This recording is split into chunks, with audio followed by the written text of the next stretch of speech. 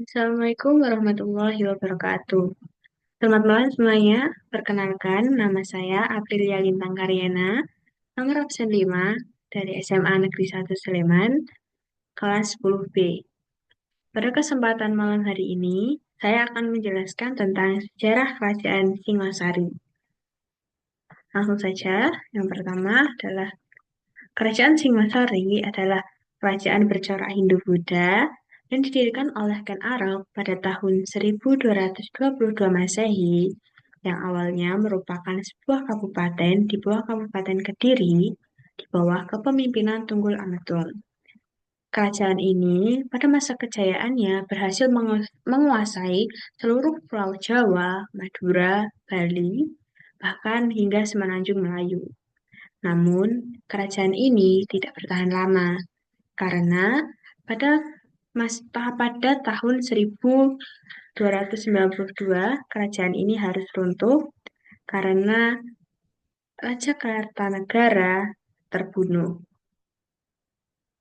Selanjutnya adalah latar belakang berdirinya Kerajaan Singasari. Kerajaan Singasari atau yang dulunya bernama Tungapel lahir karena keinginan Ken Arok untuk memperistri Ken Dedes yang merupakan istri dari Tunggul Ametung yang merupakan majikan dari Ken Arok. Didorong dengan keinginan yang kuat untuk menikahi Ken Dedes, Ken Arok akhirnya membunuh Tunggul Ametung sehingga ia dinobatkan menjadi Aku Tumapel dan berhasil memperistri Ken Dedes. Selanjutnya adalah masa kejayaan Kerajaan Singasari. Kerajaan Singasari mencapai puncak masa kejayaannya pada masa pemerintahan Raja Kartanegara yang berkuasa antara tahun 1272 hingga tahun 1292 Masehi. Raja Kartanegara dikenal sebagai raja yang cerdas dalam bidang politik dan keagamaan, serta memiliki pengetahuan yang sempurna dalam ilmu ketatanegaraan, ilmu hakikat, pengetahuan, bahasa, dan agama.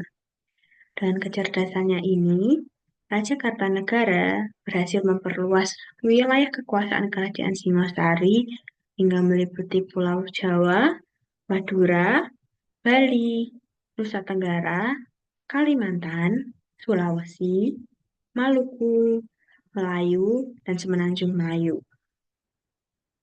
Selanjutnya adalah fase kemunduran dari Kerajaan Singasari. Kerajaan Singasari runtuh pada tahun 1292, ditandai dengan tewasnya Raja Kartanegara akibat pemberontakan dari Jayakatwang. Faktor-faktor runtuhnya kerajaan ini meliputi kekuatan militer karena ekspansi ke wilayah lain, konflik internal, pengkhianatan menantu raja, serta keinginan Jayakatwang untuk mengambil alih kekuasaan. Hingga akhirnya kerajaan ini runtuh.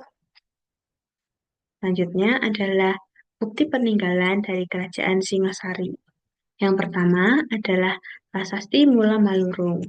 Prasasti ini berupa lempengan-lempengan tembaga yang diterbitkan oleh Jakarta Negara pada tahun 1255 atas perintah ayahnya Wisnuwardana yang merupakan Raja Singasari pada masa itu.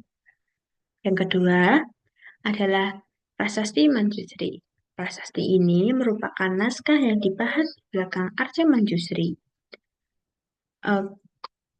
Prasasti ini ditemukan di Candi Jago, namun kini telah dipindahkan ke Museum Nasional Jakarta. Yang ketiga adalah Prasasti Singasari. Prasasti ini yang tertahrikh tahun 1351 ditemukan di Singasari, Kabupaten Malang. Prasasti ini sekarang disimpan di Museum Gajah dan ditulis dengan aksara Jawa. Yang keempat adalah Prasasti Wurare. Prasasti ini adalah sebuah prasasti yang isinya memperingati penobatan Arca Mahaksoba. Prasasti ini diberi nama Prasasti Wurare karena bertempat di daerah yang bernama Wurare, sehingga prasasti ini diberi nama Prasasti Wurare. Dan yang kelima adalah Arca Amogapasa. Arca ini merupakan arca peninggalan Kerajaan Singosari sekaligus bukti adanya hubungan baik Kerajaan Singosari dan Melayu kuno. Yang keenam adalah Candi Kidal. Candi Kidal adalah candi yang dibangun untuk memperingati upacara Sarhada 12 tahun setelah wafatnya Raja Anusapati pada tahun 1260 Masehi. Raja Anusapati adalah anak dari Tunggul Ametung dan Kendedes yang merupakan Raja Singosari dari dinasti Rajasa. Dan selanjutnya adalah Candi Singosari. Candi Singosari berlokasi di daerah Candi Rego, Kecamatan Singosari. Candi ini dibangun sebagai ungkapan rasa syukur atas masa kejayaan Kerajaan Singosari. Candi ini ditemukan pada tahun 1803 yang masih berupa tumpukan batu dan dibongkar oleh Dinas Perbakalan Hindia Belanda, maaf. Dan yang ke-8 adalah Candi Jago. Candi ini berada di daerah Tumpang, Kecamatan Tumpang. Menurut Kitab Nagakartagama, candi ini merupakan tempat pendarmaan Jaya Wisnuwardana yang merupakan raja dari Kerajaan Singosari. Yang ke-9 adalah Candi Jawi. Candi ini didirikan atas perintah Raja Kartanegara sebagai tempat ibadah umat Jiwa Buddha. Selanjutnya adalah Candi Sumber Awan. Candi ini merupakan satu-satunya stupa yang ditemukan di Jawa Timur.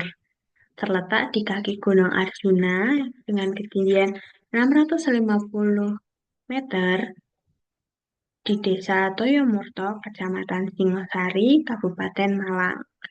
Stupa ini dulunya digunakan oleh umat Buddha. Selanjutnya adalah Arca Darbawala. Arca ini ditemukan di Kelurahan Candirenggo, Kecamatan Singosari, Kabupaten Malang. Arca ini memiliki fungsi untuk patung penjaga gerbang yang biasanya ditempatkan pada pintu masuk candi maupun kompleks istana. Arca ini menjadi arca terbesar dengan tinggi 4 meter yang ada di Indonesia. Selanjutnya adalah Arca Praja Pramita. Arca ini merupakan perwujudan dari Bodhisatwa Dewi. Arca ini ditemukan di reruntuhan Cangku Putri dekat Candi Singosari, Malang. Dalam kepercayaan masyarakat, arca ini merupakan perwujudan dari Kendedes yang merupakan ratu pertama dari Kerajaan Singosari. Arca ini diperkirakan berasal dari abad ke-13 Masehi pada era Kerajaan Singosari. Yang ke-13 adalah Prasasti Kudadu. Prasasti ini diperkirakan dibuat pada tahun 1293 Masehi, sebelum Masehi dan menyimpan informasi penting seperti Kerajaan Singosari yang awalnya dikenal dengan nama Kerajaan Tumampel. Yang selanjutnya berikut adalah daftar pustaka dan sumber-sumber yang saya dapatkan terkait dengan materi kali ini. Yang selanjutnya adalah gambar-gambar dari prasasti yang ditinggalkan oleh Kerajaan Singosari. Untuk gambar yang pertama adalah gambar dari Candi Singosari, yang kedua adalah Candi Jago, yang ketiga adalah Candi Sumberawan, yang keempat adalah Candi Kidal. Mohon maaf, yang keempat adalah Candi Jawi, yang kelima adalah Candi Kidal, yang keenam adalah Arca Darbawala, dan yang ketujuh adalah Prasasti Singosari. Sekian presentasi dari saya. Bila ada salah kata, mohon maaf. Wassalamualaikum warahmatullahi wabarakatuh.